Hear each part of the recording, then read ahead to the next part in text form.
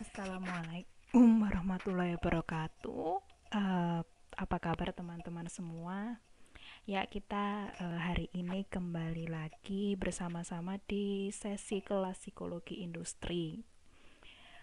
Nah, untuk eh, kali ini, kalau sebelumnya kita sudah belajar mengenai analisis jabatan dan evaluasi jabatan, maka kali ini kita akan belajar mengenai rekrutmen dan seleksi gitu. Kemarin teman-teman kan sudah belajar mengenai salah satu mengenai fungsi-fungsi analisis jabatan dan juga produk-produk dari analisis jabatan gitu kan. Nah, kemarin kan sudah dijelaskan juga bahwa salah satu atau salah dua ya fungsi dari analisis jabatan itu adalah digunakan pada saat rekrutmen dan seleksi. Nah, hari ini kita akan membahas lebih dalam, lebih detail mengenai rekrutmen dan seleksi. Oke.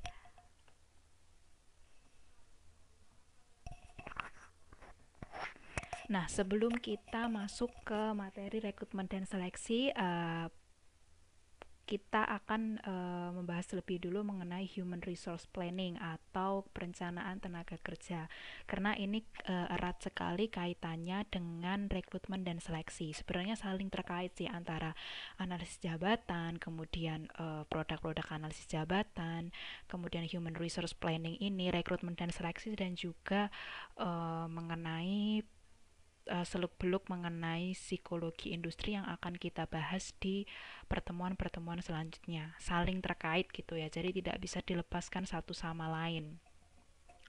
Nah, human resource planning ini adalah sesuatu yang penting untuk dilakukan oleh sebuah organisasi atau perusahaan. Jadi sangat penting bagi sebuah organisasi untuk melakukan evaluasi mengenai kebutuhan tenaga kerja dan juga melakukan perencanaan rekrutmen dan staffing secara berkala untuk mencapai target-target bisnis dari perusahaan. Nah, yang namanya perusahaan atau organisasi itu kan pasti punya tujuan-tujuan tertentu, ada sesuatu yang ingin dicapai gitu. Seperti yang kemarin juga sudah saya jelaskan. Nah, untuk mencapai target-target ini tentu harus sekali lagi didukung dengan tenaga kerja yang mumpuni. Itu tenaga kerja yang dapat membantu perusahaan untuk mencapai objektif-objektif tersebut gitu. Nah, eh, ada beberapa hal penting yang harus dipertimbangkan dalam perencanaan tenaga kerja gitu. Jadi ini secara singkatnya ada 4 poin, yaitu yang pertama, what are the organization's goals and strategic objectives gitu. Jadi apa sih sebenarnya tujuan dari organisasi itu gitu, dan tujuan-tujuan strategisnya itu apa gitu, apa yang ingin dicapai gitu, hal-hal visi dan misi perusahaan itu seperti apa gitu.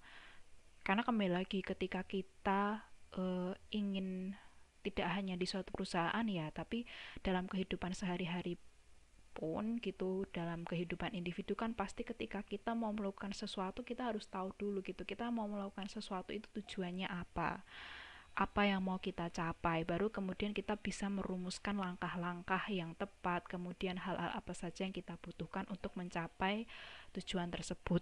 Kemudian yang kedua, what are the staffing needs required for the organization to accomplish its goals.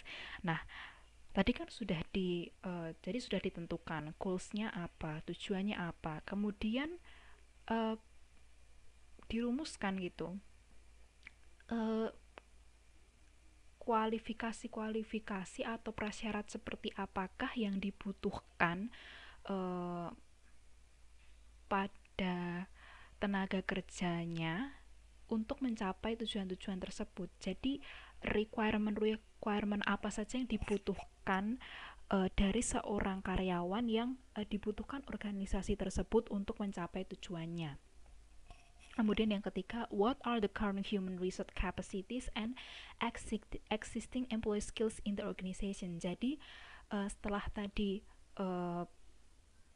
dianalis gitu kebutuhan apa ya, kebutuhan kriteria pekerjanya seperti apa, kemudian dibandingkan dengan keadaan saat ini, kondisi saat ini itu tenaga kerja yang ada di perusahaan itu kondisinya seperti apa gitu loh, kapasitas yang dimiliki pekerja yang ada di perusahaan saat ini seperti apa, keterampilan yang dimiliki seperti apa gitu. Nah, kemudian yang keempat ini baru, which additional position are needed to meet the staffing needs gitu. Jadi dari gap tadi antara kebutuhan dan kondisi sebenarnya gitu ya. Jadi antara idealnya seperti apa dan kondisi nyatanya seperti apa, kemudian ditentukan gitu. Kita kekurangan staff atau kekurangan tenaga kerja bagian mana gitu, bagian-bagian apa yang harus butuh kita tambahin nih, kita tambal supaya tujuan perusahaan ini tercapai gitu. Nah, secara garis besar itu tadi kan hal-hal yang harus diperhatikan secara umum. Nah, secara lebih spesifik itu ada lagi 4 proses yang saling berkaitan yang harus diperhatikan oleh perusahaan dalam hal human resource planning gitu. Yang pertama adalah talent inventory gitu. Talent inventory ini adalah jadi kalau di sini pengertiannya an assessment of current KSAOS of current employees and how they are used. Jadi apa sih KSAOS ini? KSAOS itu adalah knowledge, skills, ability, and other characteristics dari pekerja gitu. Nah, jadi yang dimaksud di sini talent inventory itu adalah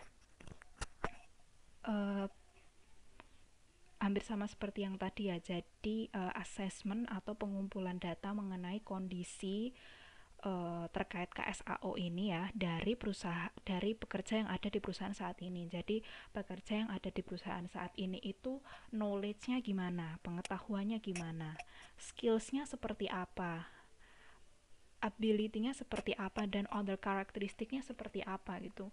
Untuk kita tahu itu nanti ya kebutuhannya seperti apa. Kemudian yang kedua adalah workforce forecast gitu.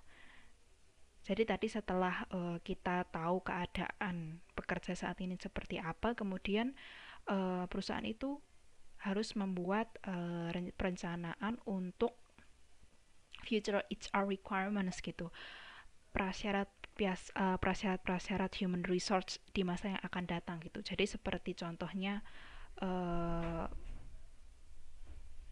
jumlah posisi yang dibutuhkan itu berapa di masa depan, kemudian skill-skill seperti apa yang dibutuhkan, dan juga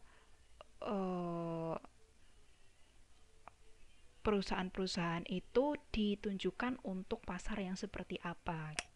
Kemudian yang ketiga adalah action plan. Jadi action plans ini adalah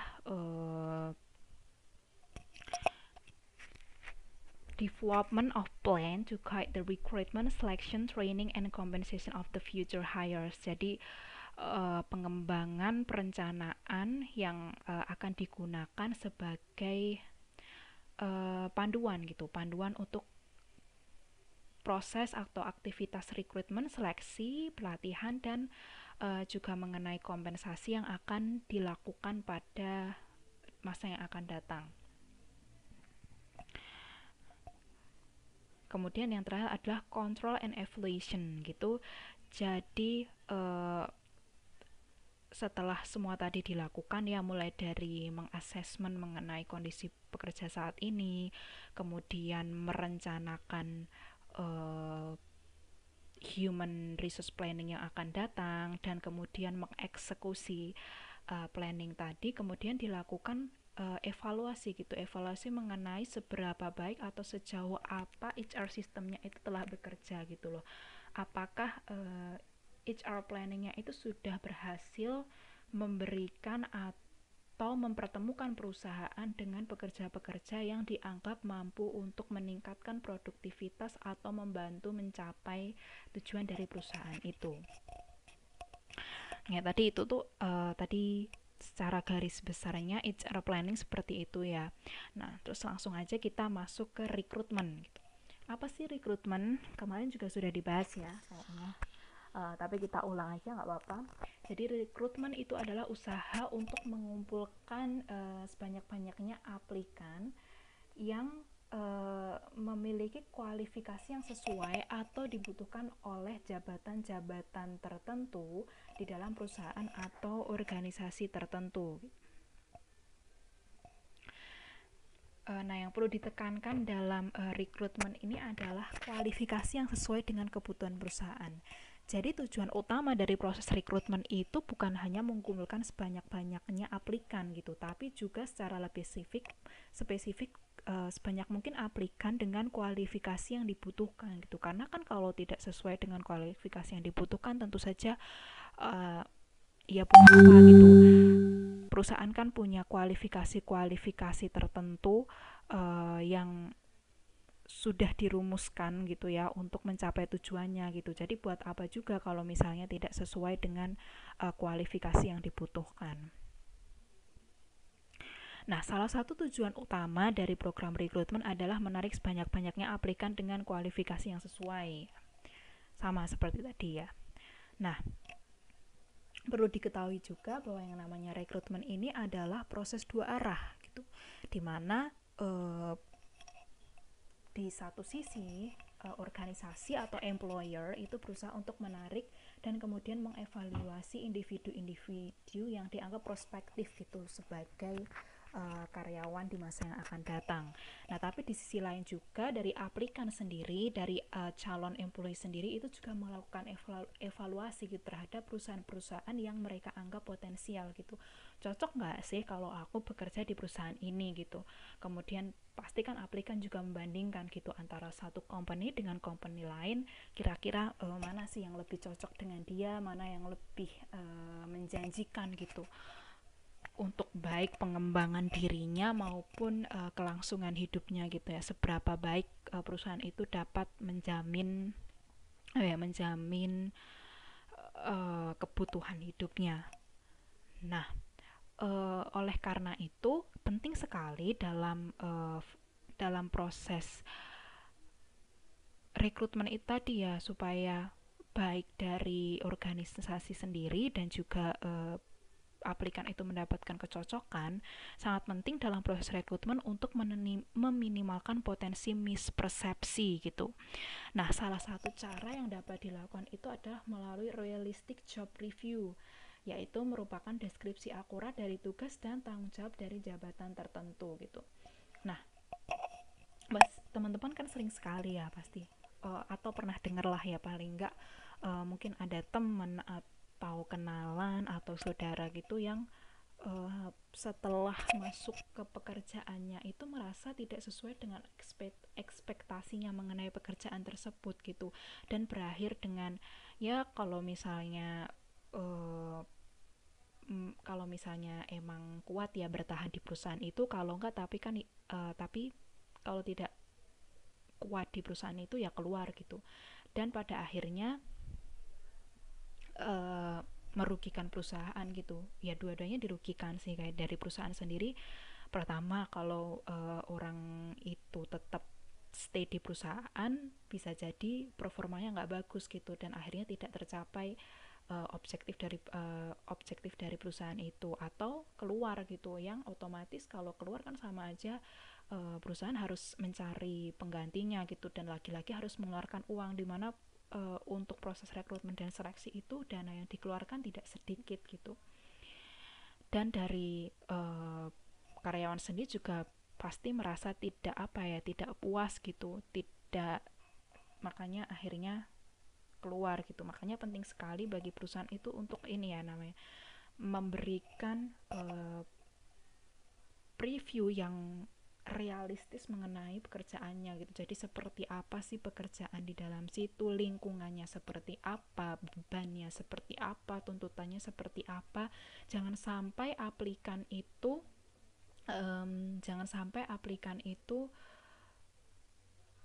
sudah terlanjur mendaftar tapi ternyata setelah masuk dia tidak bisa berkomitmen karena ternyata mungkin saja tidak kuat dengan pressure yang diberikan oleh perusahaan, atau mungkin dia menganggap dia tidak berkembang di perusahaan tersebut. Makanya perusahaan harus memberikan serealistis mungkin gambaran mengenai uh, pekerjaan di situ gitu, baik dari lingkungan, tugas dan lain-lain itu harus secara nyata supaya uh, ekspektasi dari calon karyawan itu tidak terlalu tinggi sehingga meminimalkan itu tadi kemungkinan turnover dan juga performa yang tidak maksimal atau tidak optimal. Nah,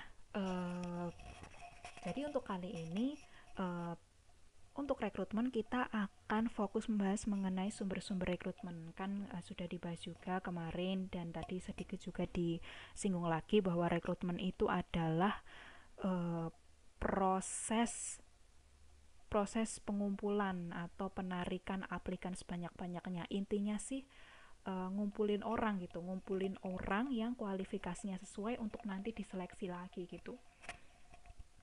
Nah, sumber rekrutmen itu ada dari mana saja sih? Jadi kalau berdasarkan uh, preferensinya ini ya, sumber rekrutmen itu ada dua, yaitu sumber internal dan sumber eksternal.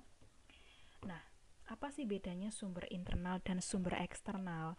Nah, kalau sumber internal itu adalah karyawan yang sudah bekerja atau menduduki posisi tertentu dalam perusahaan yang sedang melakukan rekrutmen gitu. Jadi mereka mengambil sumber rekrutmennya itu adalah dari karyawan mereka sendiri. Nah, kenapa sih perusahaan itu memilih untuk melakukan rekrutmen dari sumber internal? Nah, alasan yang pertama adalah karyawan sudah bekerja dalam jangka waktu tertentu di dalam sebuah perusahaan, itu dianggap perusahaan memiliki pengetahuan atau pemahaman yang lebih baik mengenai kondisi lingkungan perusahaan gitu. Jadi dianggap lebih meyakinkan gitu performanya di masa yang akan datang. Istilahnya lebih bisa diramalkan performanya seperti apa. Nah, yang kedua, rekrutmen di dalam perusahaan itu juga otomatis menghemat biaya dan waktu gitu, karena kan tidak membutuhkan apa ya, usaha yang lebih untuk menyebarkan informasi dan juga prosesnya dan langkah-langkahnya otomatis juga tidak sepanjang kalau dari eksternal gitu. Nah, biasanya penyebaran informasi ini itu dilakukan melalui media-media yang dapat diakses oleh karyawan dan penyampaian informasinya secara langsung oleh manajer atau atasan. Nah, tambahan juga ya, biasanya rekrutmen dari sumber internal ini fungsinya adalah apa ya? Biasanya tuh untuk jabat untuk apa ya, kayak jabatan-jabatan yang istilahnya apa ya? Semacam kenaikan, bukan kenaikan jabatan juga ya kan, kalau kenaikan jabatan langsung ya, jadi itu kayak semacam apa ya, mungkin kalau contohnya sih rekrutmen internal itu seperti uh, pembukaan kandidat rektor gitu. Itu kan kalau rektor gitu kan pasti ngambil dari universitas yang sama, dari dosen universitas yang sama. Itu namanya rekrutmen internal, walaupun kadang juga rektor bisa bisa ambil dari sumber eksternal juga, cuma kalau contohnya sih seperti itu gitu, jadi diambil dari perusahaan yang sama gitu. Nah, biasanya ya itu tadi, jabatan-jabatan itu biasanya untuk jabatan-jabatan yang lebih tinggi. Nah, yang kedua itu adalah sumber eksternal. Nah, biasanya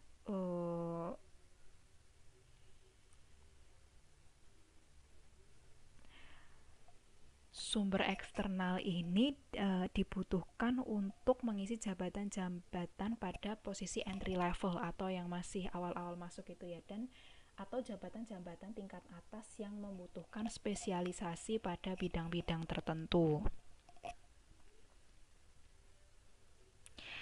Kemudian rekrutmen melalui sumber eksternal ini juga membantu perusahaan untuk mendapatkan ide-ide dan inovasi baru gitu. Jadi dari orang-orang yang baru itu diharapkan akan membawa ide-ide yang baru dan lebih fresh untuk perusahaan gitu, sehingga akan memberikan apa ya, insight baru gitu ya bagi perusahaan. Nah, sumber eksternal ini sendiri itu bisa didapatkan melalui beberapa cara gitu, melalui beberapa cara atau metode gitu. Nah, tapi ini karena referensinya dari buku barat ya, nanti teman-teman bisa explore sendiri atau apa yang membandingkan yang ada di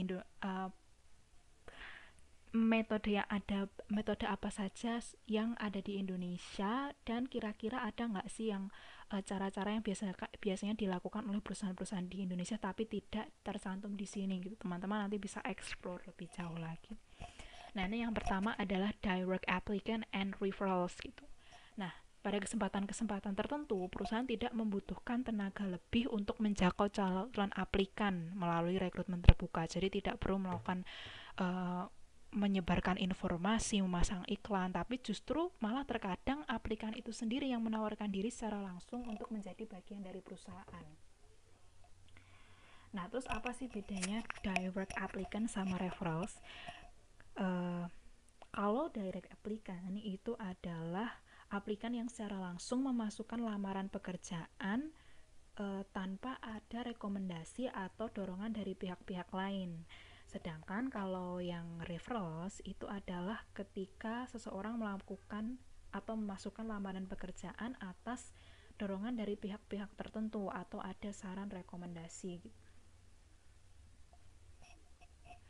Nah, karena mereka menawarkan diri langsung atau memasukkan lamaran tanpa ada informasi atau iklan dari organisasi, biasanya orang-orang ini itu sudah melakukan evaluasi atau penilaian pribadi mengenai perusahaan tertentu gitu. Jadi ketika dia mendaftar ke perusahaan itu, otomatis dia sudah merasa mantap untuk mendaftar di organisasi itu, sehingga uh, apa ya, diprediksi tingkat kemungkinan turnovernya itu tidak tinggi gitu. Dimana hal ini menguntungkan perusahaan karena perusahaan tidak perlu apa ya, perusahaan apa ya, memperkecil uh, kemungkinan perusahaan untuk melakukan rek lagi gitu, yang dimana itu akan menghabiskan atau harus membuat perusahaan mengeluarkan dana yang lebih banyak lagi gitu. Nah, kemudian juga ya dari beberapa penelitian itu di membuktikan bahwa ketika rekomendasi itu dilakukan oleh karyawan dengan performa yang baik gitu, kemungkinan besar orang yang direkomendasikan ini performanya juga baik gitu. Ya itu lagi akan menguntungkan perusahaan. Kemudian yang kedua itu adalah melalui electronic recruiting gitu.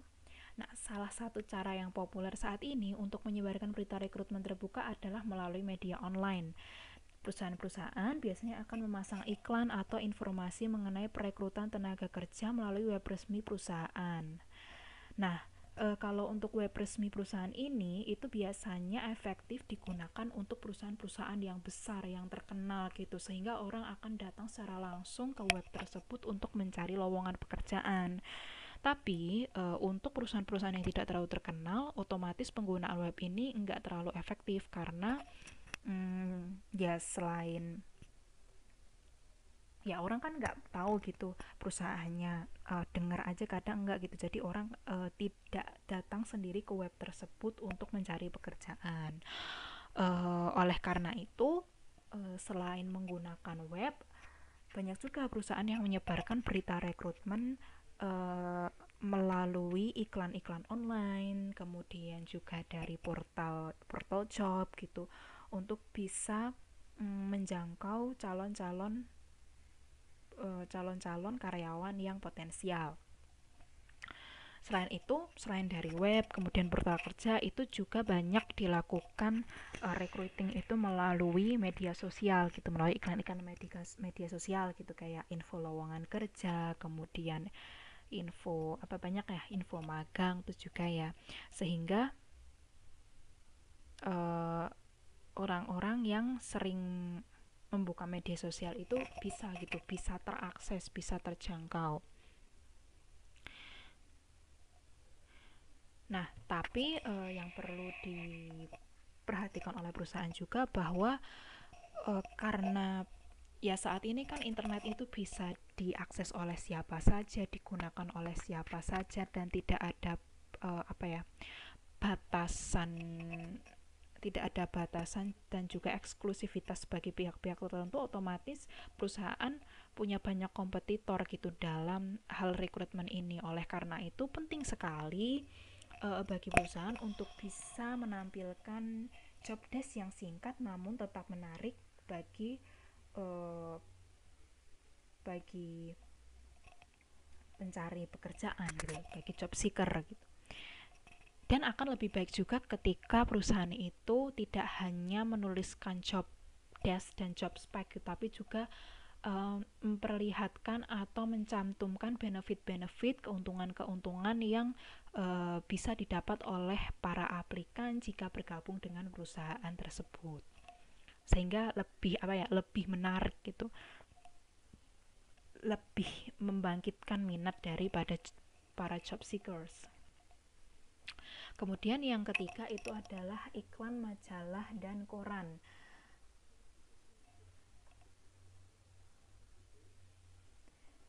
Nah, pemasangan lowongan jabatan melalui koran itu biasanya dilakukan perusahaan dengan tujuan untuk mencapai calon-calon aplikan dengan kriteria tertentu.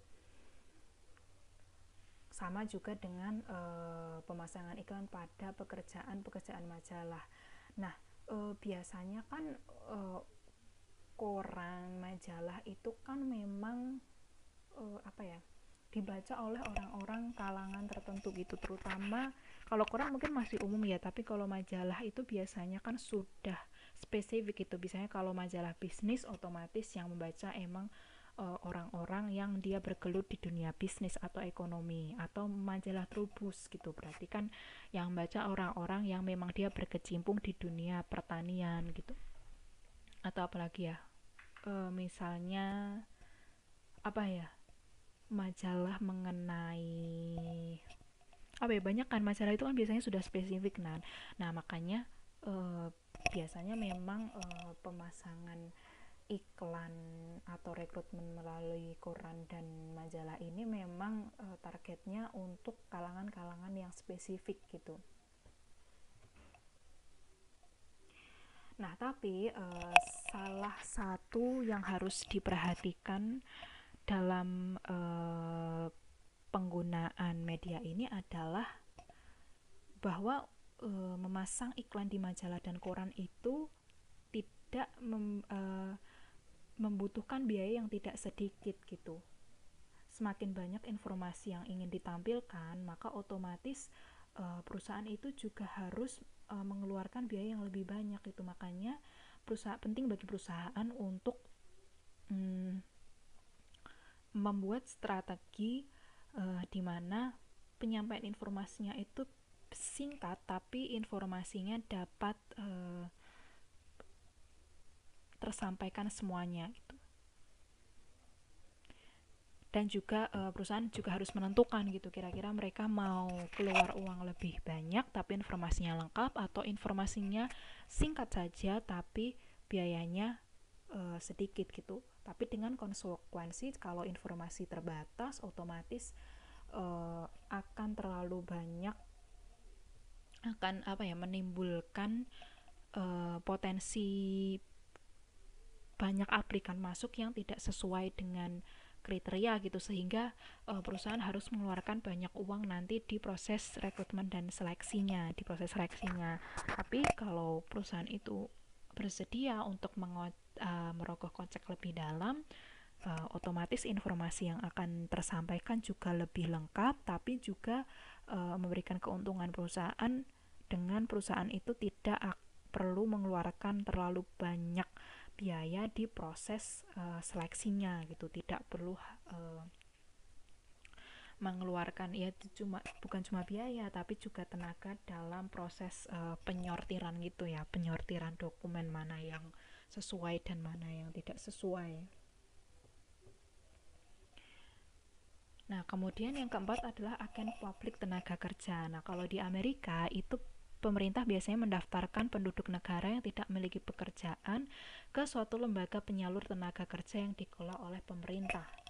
Nah, perusahaan itu dapat menginformasikan mengenai kebutuhan akan sumber daya manusia pada agen-agen publik ini. Nah, nanti baru dari setelah diberikan beritahuan, agen publik ini biasanya akan merekomendasikan calon aplikan yang dirasa cocok dengan pekerjaan tersebut secara gratis kepada perusahaan. Nah, kelebihan dari rekrutmen melalui agen tenaga kerja ini itu cenderung lebih mudah serta menawarkan lebih banyak sumber daya manusia dengan berbagai latar belakang budaya. Tapi juga perlu diketahui juga bahwa melalui agen publik tenaga kerja ini bukan berarti langsung diterima ya, tapi perusahaan nanti akan melakukan seleksi lagi gitu terhadap calon-calon potensial ini. Yang ketiga adalah agen tenaga kerja swasta. Nah, berbeda dengan agen tenaga kerja yang publik tadi, agen tenaga kerja swasta ini itu menyediakan layanannya secara berbayar gitu, sehingga kebanyakan memang yang menggunakan layanan ini atau jasa ini adalah orang-orang pada kalangan atas.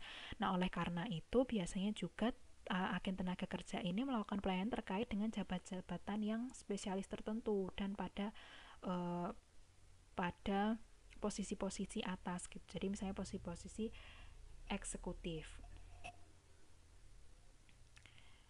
Nah, kemudian juga agen tenaga kerja swasta ini biasanya membantu perusahaan dan calon karyawan untuk posisi-posisi ini dengan juga menjaga kerahasiaan keduanya, baik perusahaan maupun uh,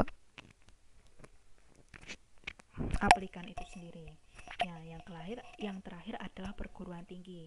Nah, kebanyakan perguruan tinggi memiliki layanan pusat karir yang membantu para mahasiswa untuk mendapatkan pekerjaan. Nah, di UNS sendiri pasti juga ada kan ya career center yang biasanya melakukan job fair, kemudian melakukan asesmen juga. Nah, layanan-layanan ini dapat dimanfaatkan oleh para pencari tenaga kerja untuk mencari informasi dan merekrut calon-calon yang potensial. Nah, untuk perekrutannya ini sendiri dapat dilakukan melalui berbagai cara gitu. Salah satunya adalah dengan memberikan panggilan wawancara kepada mahasiswa-mahasiswa yang dianggap berpotensi untuk menduduki jabatan-jabatan tertentu. Atau juga bisa dilakukan melalui program magang gitu, jadi supaya mahasiswa juga tahu lingkungan pekerjaannya, kemudian ya pokoknya intinya tidak hanya intinya tahulah gambaran pekerjaannya supaya menarik minatnya. Biasanya dilakukan juga program magang gitu, jadi perusahaan itu menawarkan pada mahasiswa untuk melakukan magang gitu. Nah, selain menguntungkan bagi perusahaan itu tadi, juga menguntungkan bagi mahasiswa gitu, karena mereka akan punya kesempatan untuk belajar langsung gitu, mengasah kompetensinya. Kemudian cara yang lain juga yang dapat dilakukan adalah melalui itu tadi yang sudah saya sebutkan ya, melalui job fair gitu. Jadi biasanya kan kalau di job fair itu berbagai perusahaan mereka istilahnya apa ya, membuka standnya gitu ya, supaya mahasiswa bisa konsultasi, kemudian juga mengetahui lebih dalam mengenai perusahaan tertentu. Nah, itu tadi mengenai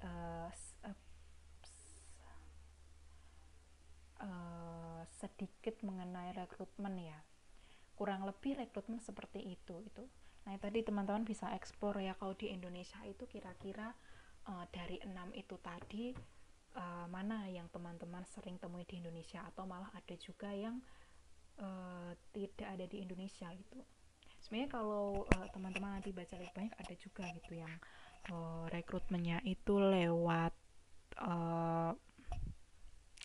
kayak misalnya lewat kemasan makanan gitu. Jadi kalau misalnya beli makanan di toko tertentu, nanti di kemasannya itu ada rekrutmennya kayak gitu. Pokoknya teman-teman explore aja lah ya, biar tahu lebih luas. Tapi kan secara garis besar, secara umum kan ya yang 6 tadi gitu, mungkin yang teman-teman juga familiar gitu. Walaupun mungkin tadi ada juga yang beberapa yang tidak familiar, dan entah ya di Indonesia ada atau tidak, itu ya kayak agen tenaga kerja swasta gitu. Nah, kemudian tadi kan kita sudah bahas rekrutmen, kemudian kita masuk ke seleksi.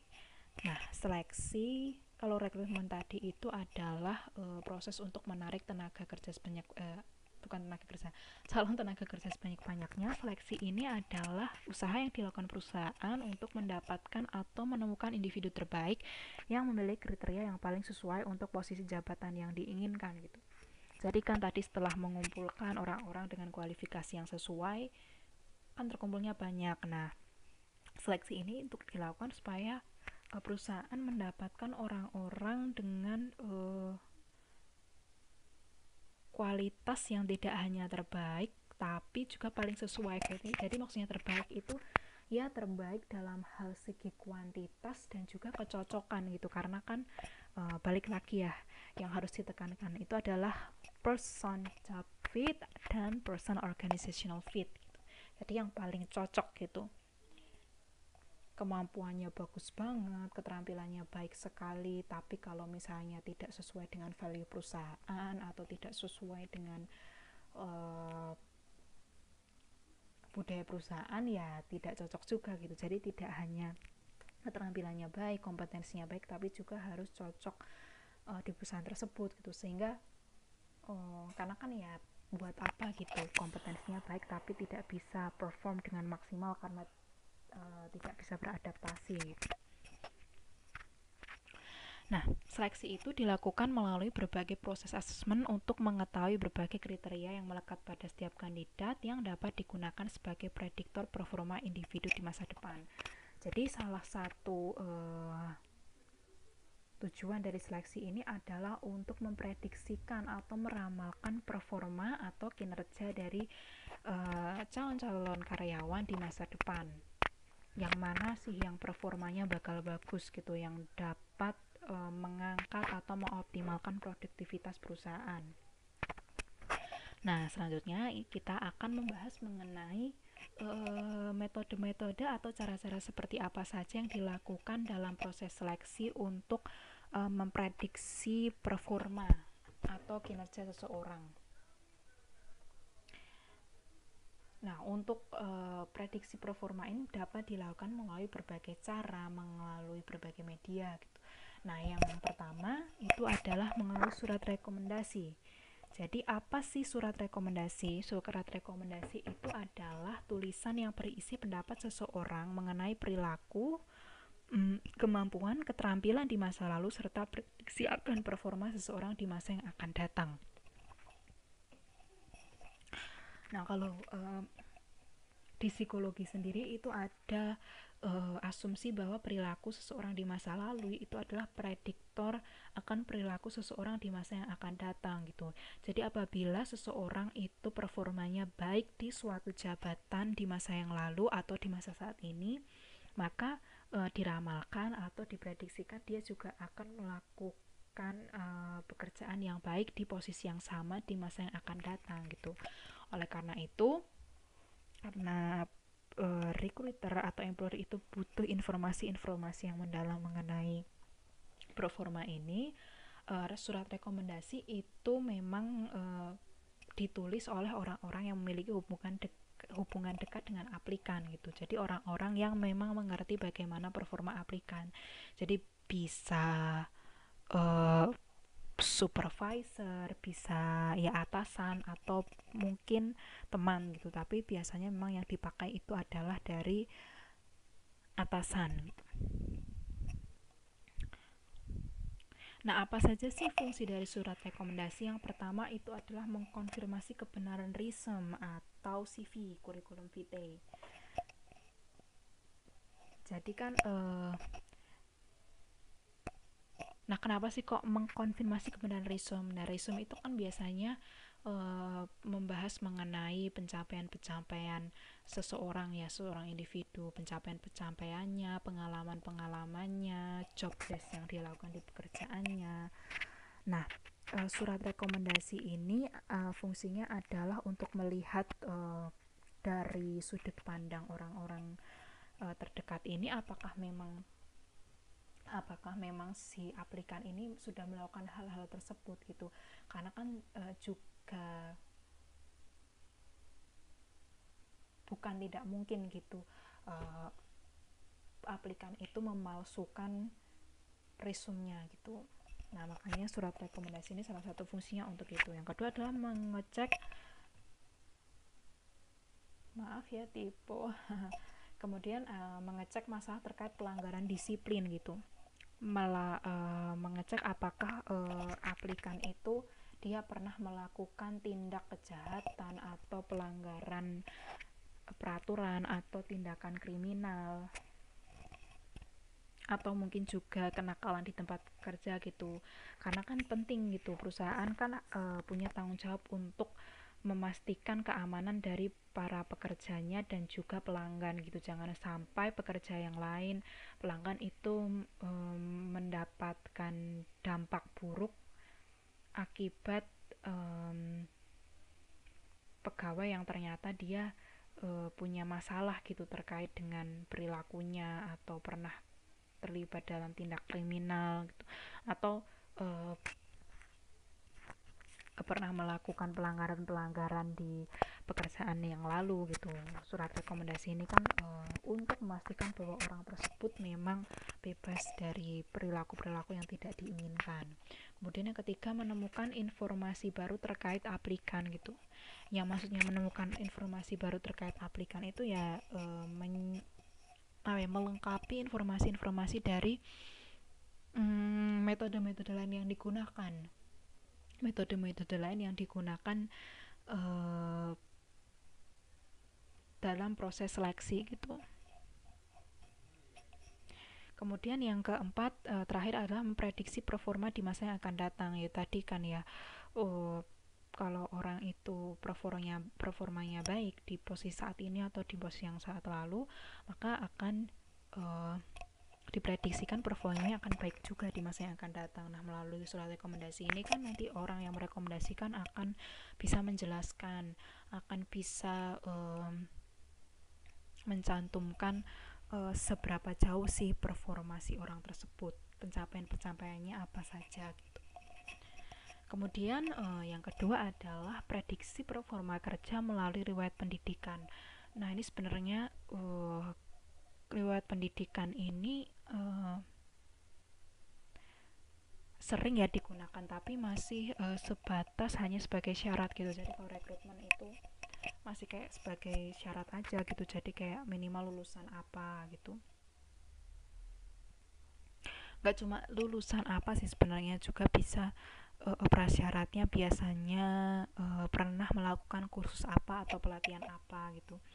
Tapi sebenarnya sih kalau dari segi penelitian, riwayat pendidikan ini tidak bisa dibilang masih belum ada penelitian yang jelas menjelaskan mengenai bagaimana sih seberapa jauh atau seberapa baik riwayat pendidikan ini memprediksi performa kerja. Tapi tetap ya, banyak perusahaan masih pakai ini gitu. Mungkin berefek gitu, cuma belum bisa dijelaskan, belum ada penjelasan yang solid gitu sampai sekarang. Nah, yang ketiga itu adalah prediksi performa kerja melalui pengetahuan aplikan, jadi dari knowledge-nya. Nah, pada beberapa profesi biasanya aplikan akan diberikan tes pengetahuan untuk mengetahui seberapa jauh pengetahuan aplikan mengenai pekerjaan tersebut gitu ya. Jadi pengetahuan yang dimaksud itu pengetahuan mengenai pekerjaannya ya, spesifik pengerjaannya. Nah, biasanya untuk mengetahui ini tuh dilakukan melalui tes yang diberikan, yaitu bisa berbentuk esai atau pilihan ganda, atau diberikan secara verbal melalui wawancara kerja. Kemudian beberapa tes pengetahuan terstandar ini juga diberikan untuk pekerjaan-pekerjaan yang membutuhkan lisensi atau sertifikasi tertentu ya. Kemudian yang keempat adalah memprediksi performa kerja melalui kemampuan aplikan. Nah, kalau untuk tes abilitas ini itu biasanya diberikan untuk mengetahui kemampuan calon karyawan untuk mempelajari keterampilan-keterampilan yang berkaitan dengan pekerjaan gitu. Jadi sifatnya seperti potensi gitu ya. Jadi potensi untuk belajar. Nah, adapun kemampuannya sendiri itu biasanya yang ditera atau diassess itu meliputi kemampuan kognitif, kemampuan perseptual, kemampuan psikomotor, dan kemampuan fisik. Nah, kalau kemampuan kognitif itu adalah kemampuan yang meliputi kayak pemahaman baik secara verbal maupun tertulis, kemudian bisa kemampuan numerikal, kemampuan mekanikal, kemampuan mengingat, seperti itu ya.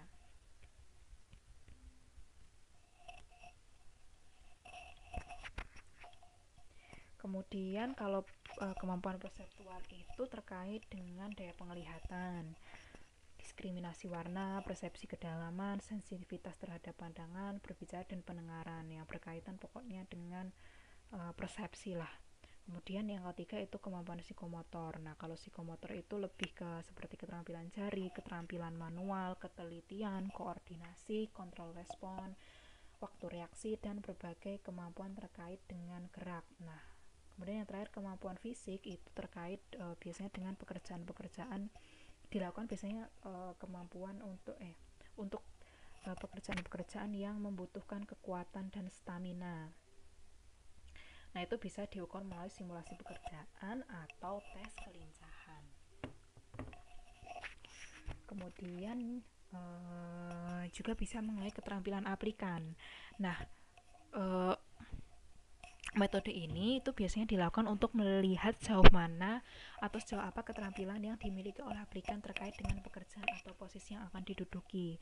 Nah, untuk metodenya sendiri itu ada dua secara umum ya, yang biasanya digunakan. Ada work sample dan assessment center. Kalau work sample itu contohnya adalah aplikan diberikan kesempatan untuk melakukan tugas-tugas yang nantinya akan dibebankan. Jadi contohnya adalah misalnya